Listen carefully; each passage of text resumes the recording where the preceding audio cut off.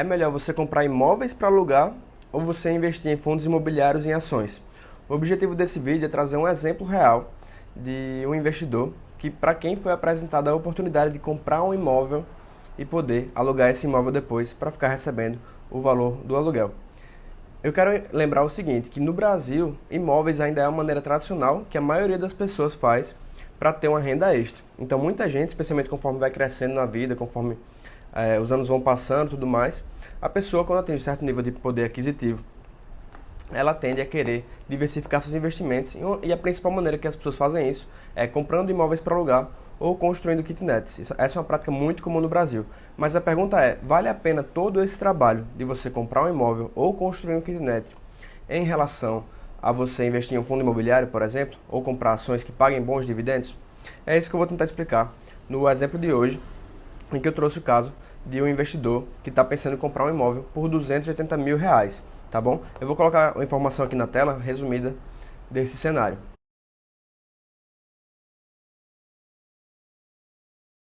Como você viu na explicação, tem um imóvel que está sendo vendido por R$280 mil. E a expectativa da pessoa que está pensando em comprar esse imóvel é de alugá-lo por R$1.800 e ter os custos relacionados ao imóvel, que são condomínio, água, energia, IPTU, dentre outros custos, manutenção também. A expectativa do investidor é que ele vai gastar R$800 por mês com esses custos e o resto vai ser lucro, tá bom? Então essas foram informações que foram me passadas pelo investidor e ele me perguntou se valia a pena ou não comprar o imóvel para poder alugar.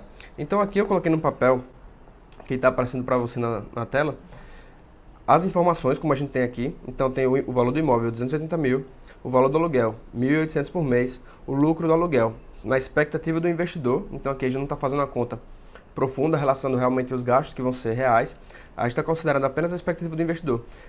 Então provavelmente o valor vai ser ainda menor do que os R$1.000 que ele supôs, tá bom? Mas eu vou considerar os R$1.000 porque para a gente ver se ainda assim com esses R$1.000 ainda vale a pena comprar esse imóvel. E aqui eu não estou entrando no critério de se o imóvel vai valorizar ou não. Eu não estou olhando valorização, eu estou olhando apenas o aluguel, o valor do aluguel, porque a ideia desse investidor não é vender o imóvel no futuro, é apenas olhar o recebimento de aluguéis. Assim como quando a gente for fazer a comparação com fundos imobiliários e ações, a gente não vai considerar a valorização que essas ações ou esses fundos imobiliários possam ter. A gente vai olhar apenas os proventos que vão ser pagos, tá bom?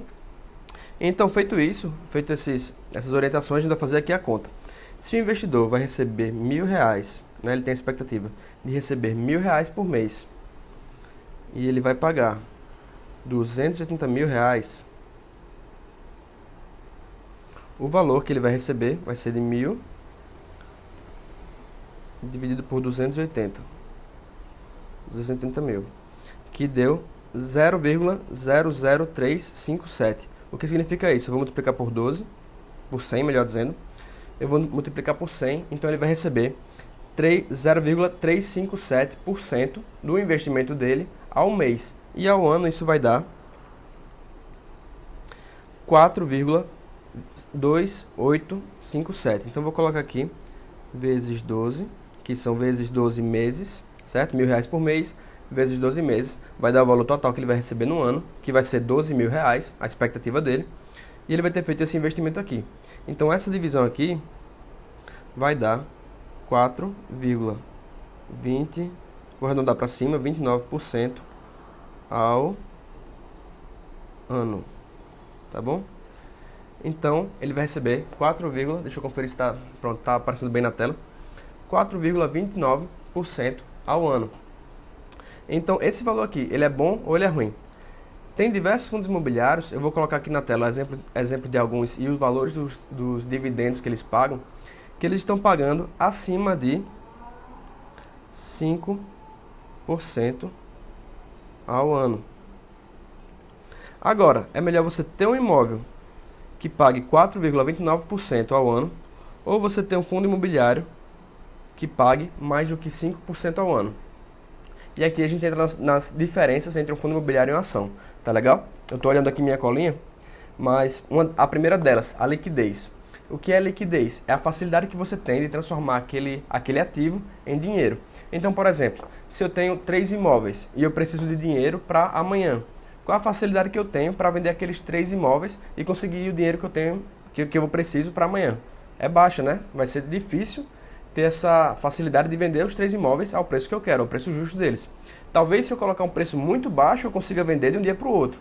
Mas aí eu vou perder muito dinheiro colocando um preço mais baixo. Já outros ativos que têm mais liquidez, a gente tem, por exemplo, o Tesouro Direto, que tem liquidez D+1, ou seja, se eu pedir hoje o meu dinheiro do Tesouro, eu recebo amanhã. Poupança também, se eu precisar do meu dinheiro hoje, muitas vezes eu consigo hoje mesmo o dinheiro.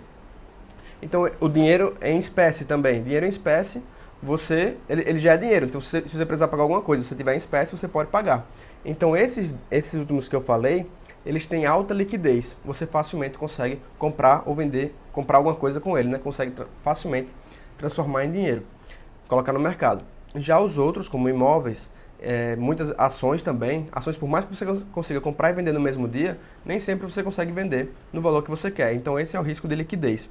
Então, imóvel físico, ele tem muito menos liquidez do que fundo imobiliário. Por quê? Porque um fundo imobiliário, se eu tiver 280 mil reais investido em um fundo imobiliário e eu precisar de 30 mil reais, por exemplo, eu posso vender 30 mil reais, vender cotas que me deem 30 mil reais daquele fundo imobiliário. E aí eu consigo facilmente atender aquela necessidade de dinheiro. É diferente de eu ter que vender todo o imóvel para poder ter aquele dinheiro.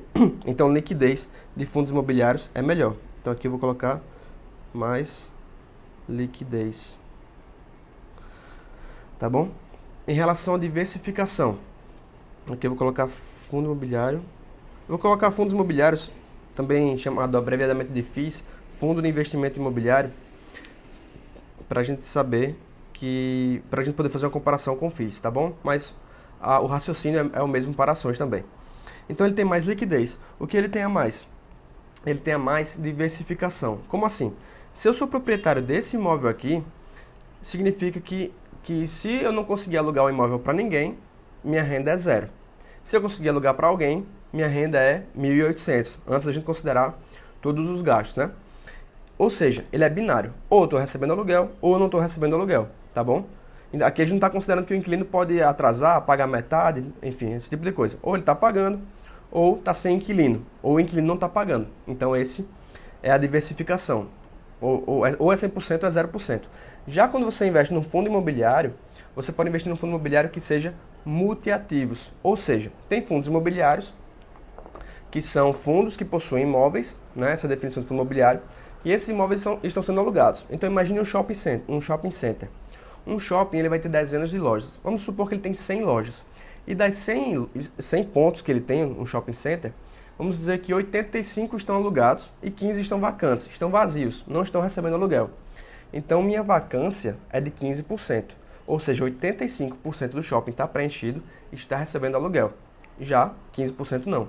É diferente do monoativo. O que é monoativo? É só um ativo. Então, um imóvel, ele é monoativo. Ou ele está sendo alugado, ou ele não está sendo alugado. Então, nesse sentido, você tem uma diversificação maior. Porque quando você tem um ativo, por exemplo, um shopping, ele pode estar recebendo de várias fontes. Um galpão logístico, ele também aluga galpões para várias empresas, como Amazon, Magazine Luiza, Netshoes, várias empresas. E aí ele já diversifica. Fora isso, além do ativo do fundo imobiliário, muitas vezes já ser diversificado, ainda tem a possibilidade do fundo imobiliário ser multiativo, que é ele não ter só um galpão, ele tem um galpão, um shopping, um hospital, um imóvel que está sendo alugado para um hospital, um imóvel que está sendo alugado para uma universidade. Então, um mesmo fundo imobiliário, ele pode ter ativos completamente diferentes, que torna ele ainda mais diversificado. Então, esse é o tipo de diversificação que tem um fundo imobiliário. Ele pode ter um só ativo, ser monoativo, mas o ativo ter vários clientes, como também ele pode ser multiativo. Ele ter vários ativos, um shopping, um galpão logístico, enfim, várias coisas, vários tipos de imóveis, e cada imóvel está sendo alugado para várias pessoas. Então a diversificação dele é o máximo possível e a chance de ter vacância de 100%, como é o caso de um imóvel, é bem menor, tá bom? Então ele tem mais liquidez, ele tem mais diversificação.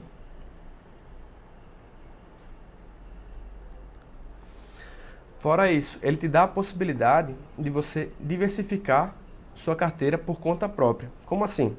Com 280 mil reais, você pode diversificar em dezenas de fundos imobiliários. Não que você deva fazer isso, você pode, idealmente você vai escolher os melhores que você acredita que você deve investir, e aí você separa eles para você investir. Você analisa, escolhe eles e você investe, tá bom? Mas com 280 mil você pode investir em dezenas e dezenas de fundos imobiliários. Então isso te permite ter não só um ativo, como ter vários fundos imobiliários, cada fundo imobiliário sendo multiativo, cada ativo sendo diversificado para vários clientes. Já se você tem 280 mil reais para investir em imóveis, dificilmente você vai conseguir comprar 3 imóveis, tá bom? Porque cada imóvel vai ter que ser quase 100 mil reais, certo? E então a gente sabe que o valor dos imóveis dependendo de cada área, varia e tudo mais, mas é mais difícil de você diversificar com esses imóveis. Então você tem a possibilidade de possuir não só o fundo imobiliário ser diversificado, como você diversificar os fundos imobiliários que você tem, tá bom? Então essa é mais uma camada de diversificação que você pode ter. Então aqui já colocamos diversificação. Outra coisa, inquilino. Quando você tem um imóvel, você vai alugar para uma pessoa, né? Vamos dizer que seja um imóvel residencial, um apartamento. Você vai alugar esse apartamento para uma pessoa. Se aquela pessoa der problema, se aquela pessoa causar problema para o condomínio, se ela te der trabalho, se ela não pagar, se ela der esse tipo de aborrecimento para você, é o tipo de coisa que você, pessoalmente, você é o dono, você é o proprietário do imóvel, você tem que lidar, você tem que resolver esse problema. Se ele não quer pagar, você tem que cobrar ele, você tem que acionar a justiça, você tem que fazer tudo isso. Toda essa burocracia para você poder ser pago ou você poder resolver alguma bronca que aquele inquilino está causando no condomínio, algum problema que ele está causando, tá bom? Então essa é mais uma desvantagem de você ter imóvel físico, porque você é o responsável por isso. E quando você investe no fundo imobiliário, os responsáveis são os administradores e os gestores daquele fundo. Então, por exemplo, se você tem um fundo imobiliário, onde você investe no fundo imobiliário e um dos ativos desse fundo imobiliário é um galpão logístico. Vamos dizer que aquele galpão de logística está sendo alugado para várias empresas de e-commerce. Então, Magazine Luiza, Amazon, Netshoes, várias outras. Vamos dizer que uma delas, que seja responsável por 5%, que alugue 5% do galpão, ela não esteja pagando, ela seja um mal pagador. Nesse caso, os administradores é que vão entrar na ação judicial, vão notificar, vão entrar na ação judicial, enfim, vão fazer os procedimentos necessários para fazer com que aquela pessoa pague, ou aquela empresa pague o valor do aluguel, ou saia do aluguel, para que possa ser alugado para outra pessoa. Então essa burocracia, esse trabalho, essa dor de cabeça, não vai ficar nas suas costas, vai ficar nas costas dos gestores, dos administradores daquele fundo imobiliário. Tá legal? Então o que mais a gente tem aqui? A gente tem menos... Eu posso colocar assim, problemas com o inquilino. Problemas com inquilino.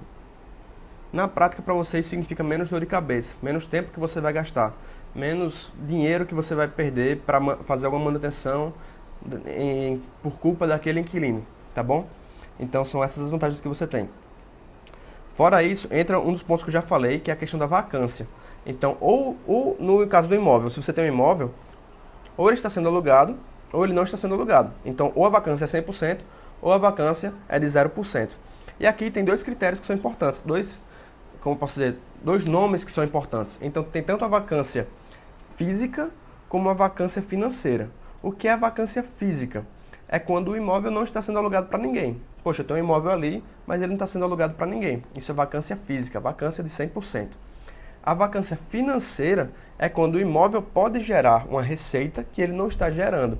Então, por exemplo, se eu tenho um imóvel que está sendo alugado para uma pessoa, para um inquilino, e esse inquilino é mal pagador, eu tenho uma vacância física de 0%, ou seja, o imóvel está completamente alugado, tem uma pessoa morando lá, mas eu tenho uma vacância financeira de 100%, ou seja, eu não recebo dinheiro vindo daquele imóvel, porque o inquilino está sendo mal pagador, tá bom?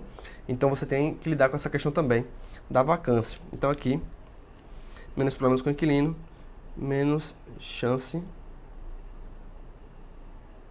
de vacância. Quando eu digo vacância aqui, tanto física e financeira.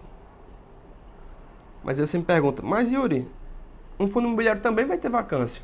Então, vai ter shopping também que não está sendo alugado.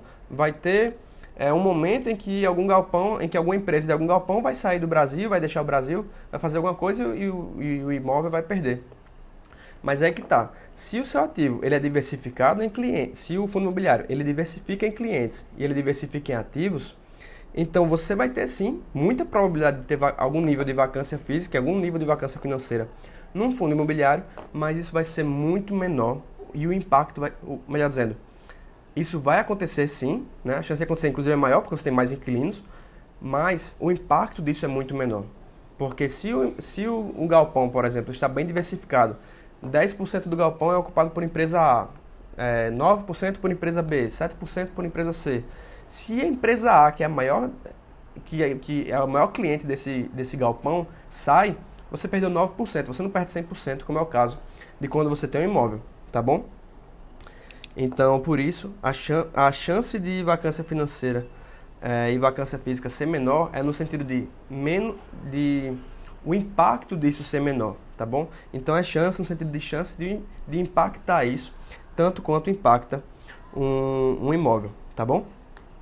Então, o que mais a gente tem aqui? A gente já falou de vacância física, a gente falou de vacância financeira, a gente falou de monoativo, que no caso do imóvel, quando você tem só um imóvel, ele é monoativo, ele é um ativo, e multiativo é quando você tem vários ativos, então o fundo imobiliário vai ter um galpão, vai ter, por exemplo, 5 galpões logísticos, tá bom?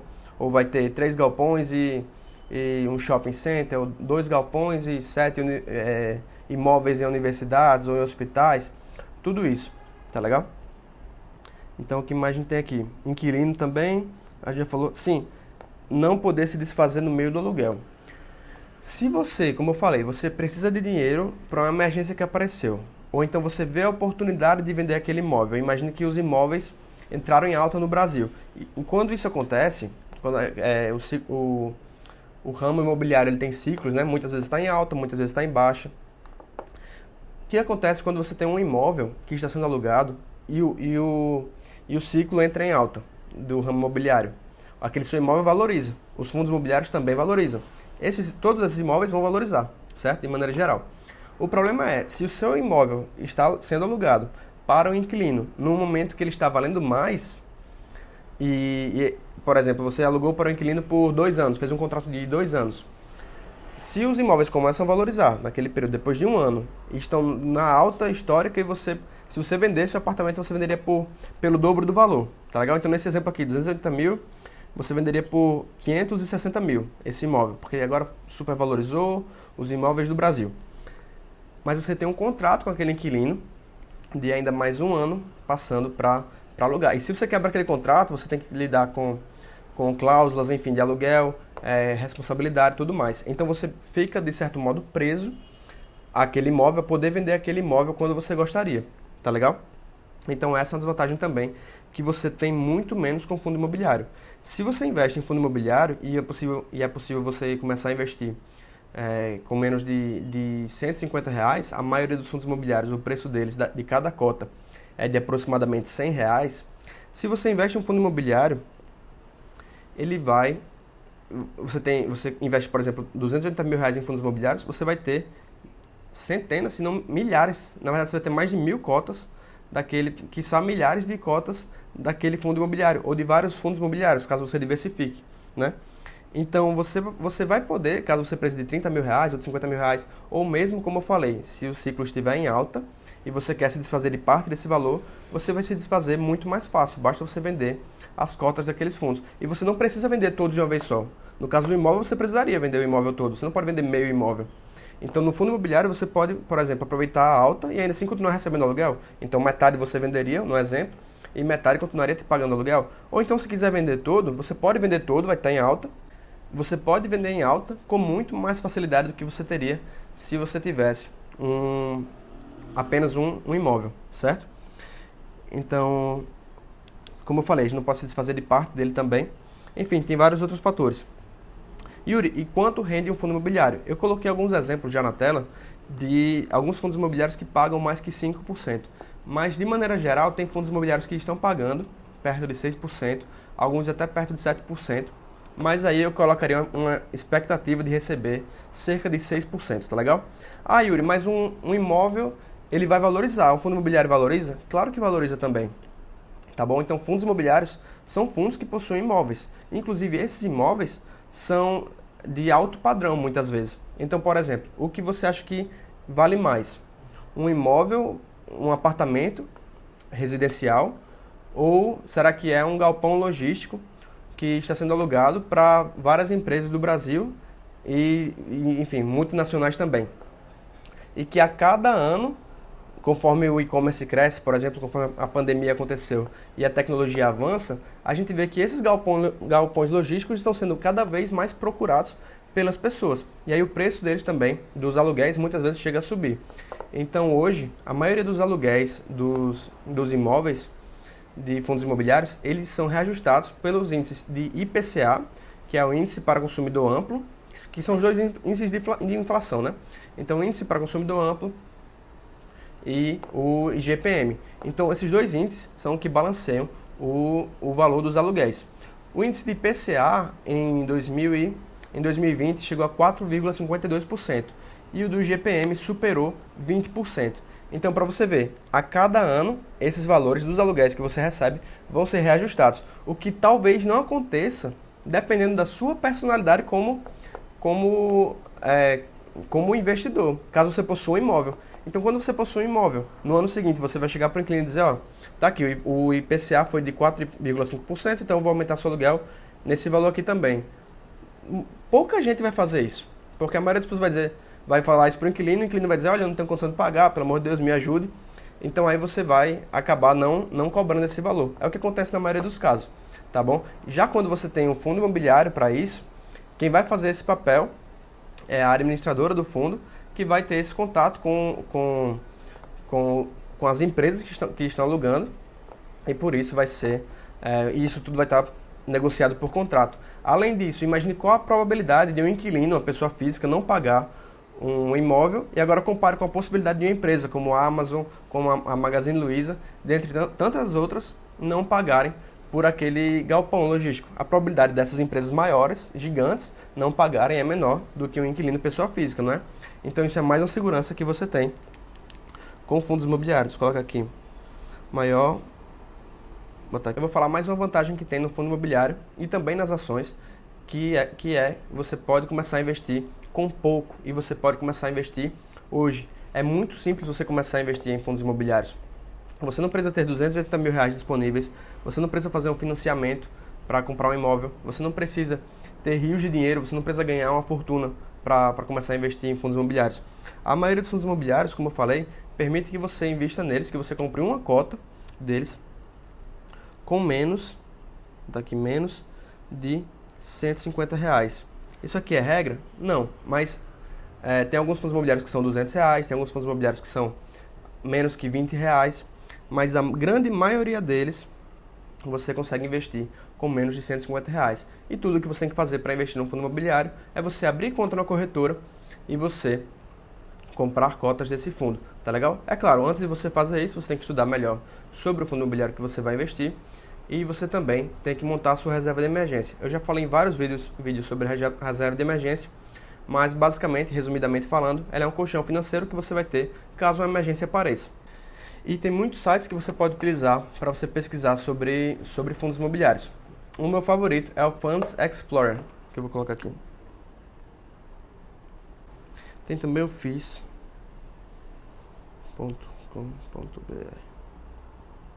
Esses dois sites, deixa eu ver se dá para ler. Dá para ler.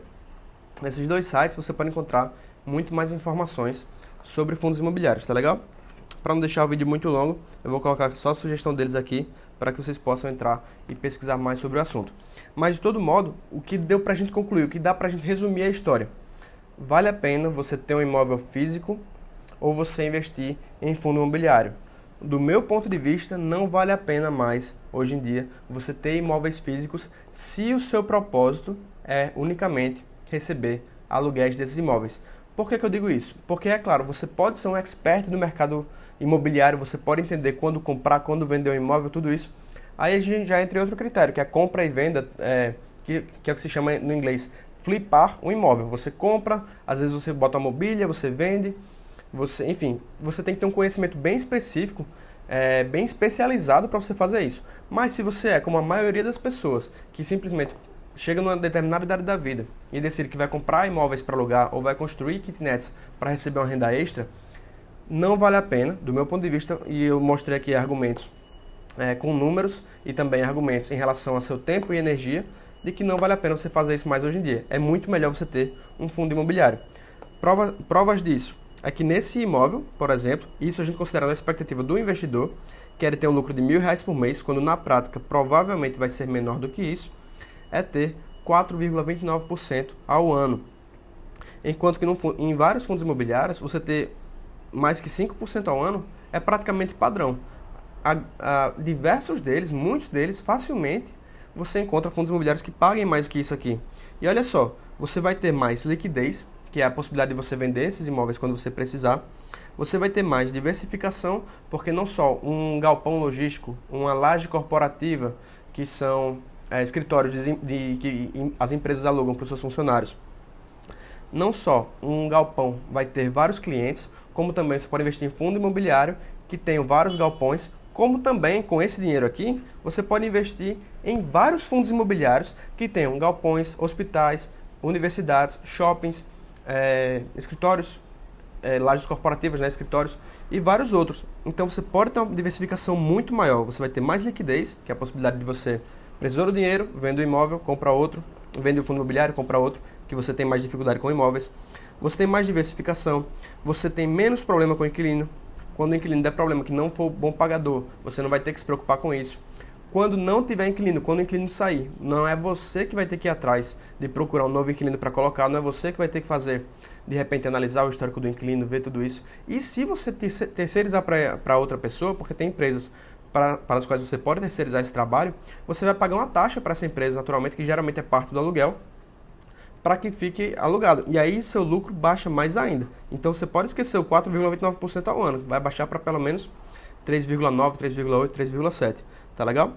Problemas com o inquilino também. Se o inquilino for, como eu falei, mal pagador, se ele quebrar algumas coisas na residência, se ele der trabalho para outros condôminos, tudo isso não vai ser problema seu.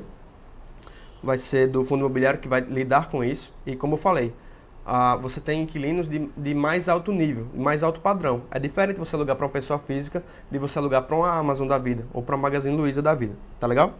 Chance de vacância física é menor. O que é vacância física? É você não ter ninguém alugando aquele imóvel. Então, se você não tem ninguém alugando o imóvel, você caiu 100% da sua renda, tá bom? Então, vacância física é você não ter ninguém alugando o imóvel. E aí tem as taxas de vacância. Então, como eu falei, no shopping você pode ter 20% de vacância, ou seja, 20% das lojas estão vazias, não tem empresas ocupando aqueles pontos comerciais. Mas você dificilmente vai ter 0%. Dificilmente você vai ter um shopping sem ninguém, um shopping aberto funcionando sem nenhuma loja dentro dele. Não existe isso, né? Do mesmo modo como um galpão logístico pronto funcionando com 0% de ocupação, com ninguém querendo alugar aquele galpão logístico. Isso é bem improvável. Então, vacância física é menor e vacância financeira, que é o caso do inquilino, ele não pagar o imóvel, é mais provável com uma pessoa física isso acontecer do que com uma pessoa jurídica, tá legal? Então, o que mais a gente tem? Probabilidade de calote, como eu falei também, probabilidade de calote com pessoa jurídica, nesse caso grandes empresas, Ford, Volkswagen, enfim, diversas outras empresas que costumam ou costumavam alugar diversos galpões logísticos, a probabilidade de calote é menor. Fora isso, poder de compra, poder começar com pouco e também reajuste pela inflação. Então, como eu falei, você pode começar com pouco, com menos de R$ 150, você pode alugar você pode comprar praticamente qualquer cota de fundo imobiliário, tá legal? E o reajuste do aluguel é feito pela inflação. Então não é você que vai ter que ir atrás daquele e negociar com ele, olha, vamos aumentar um pouquinho o valor aqui, vamos tentar subir o valor ali e tal, que você vai ter mais dificuldade, você vai ter um lado emocional ligado a isso, do que com o reajuste que é feito pela inflação diretamente da administradora com a empresa pelos contratos que são negociados. Mais uma coisa que é importante dizer, deixa eu ver se cabe aqui na tela, aí já vai ficar um pouco mais embaixo, então eu vou colocar aqui em cima. Contratos. Então, os contratos, deixa eu ver se dá para ler, acho que dá para ler, mas enfim, são contratos que quando o fundo imobiliário que tem aquele galpão logístico, ou aquela laje corporativa, ou enfim, tudo isso. E quando eles vão alugar para empresas ou para instituições, para um hospital, para uma universidade, eles fazem um contrato não por um ano ou por 6 meses, como geralmente é feito no caso de um imóvel físico. Eles fazem um contrato por 10 anos, por 20 anos, por 30 anos. Por quê? Porque quando uma universidade vai se mudar de endereço? Dificilmente. Quando um hospital vai mudar de endereço? Dificilmente. Quando um galpão vai mudar, enfim, quando um shopping vai mudar? Dificilmente vai mudar. Por isso os contratos são longos. Então, você tem uma receita previsível. Você tem aquela receita dos aluguéis e você ainda tem a previsibilidade que você vai receber conforme a inflação, conforme for ter reajuste da inflação. Tá legal? Outra coisa que é interessante saber sobre fundos imobiliários é como eles funcionam. Então, a maioria dos fundos imobiliários, eles têm, na verdade, todos os fundos imobiliários eles têm por lei que repassar 95% dos lucros líquidos, lucro líquido para os cotistas. Então, se um shopping ele está sendo alugado, tem centenas de lojas lá no shopping center, as lojas estão sendo alugadas, o aluguel que as lojas estão pagando vão para pagar os custos administrativos do shopping. Depois de pagar os custos do shopping, vai para a administradora, que vai ter a sua taxa de administração, e aí o que sobra, né, que é o lucro, 95% dele vai ser repassado para os cotistas. Por isso que é possível receber aluguéis de mais que 5%, mais que 6% ao ano, diferentemente do que acontece muitas vezes no imóvel físico. Tá legal? E mais uma coisa para a gente fechar, deixa eu ver aqui, que é importante dizer. Duas coisas que são importantes dizer também. Os rendimentos, que é o nome desse lucro líquido que é recebido pelo investidor, ele não tem tributação para a pessoa física. Então essas são as vantagens de você ter um fundo imobiliário, de você investir em fundos imobiliários, ao invés de você investir em imóveis. E o que você acha? Você discorda? Você acredita que é melhor ter imóveis? Deixa aqui abaixo a sua opinião, me fala o que você está achando. Você tem alguma dúvida sobre como investir em fundos imobiliários? Deixa aqui também que eu vou responder todas as perguntas, tá legal? E por último, se você viu esse vídeo até o final e você gostou, se você conseguiu tirar algum proveito dele, deixa o seu like, se inscreve no canal se ainda não for inscrito e especialmente coloca a hashtag AZ. Eu vou até colocar aqui no vídeo. Hashtag, deixa eu coloquei até hashtag para o lado errado. AZ. O que é a hashtag AZ? Hashtag AZ significa que você viu o vídeo de A a Z, ou seja, você viu o vídeo inteiro, tá legal? E quando você coloca essa hashtag, eu sei o que significa, mas a maioria das pessoas que estão vendo o vídeo não sabem, tá legal? Então é um código só seu, pra mim, pra eu saber que você viu o vídeo até o final. Então, dito isso, espero que tenha gostado. Deixa o seu hashtag AZ aqui no final, pra eu saber que você viu o vídeo. E até o próximo vídeo.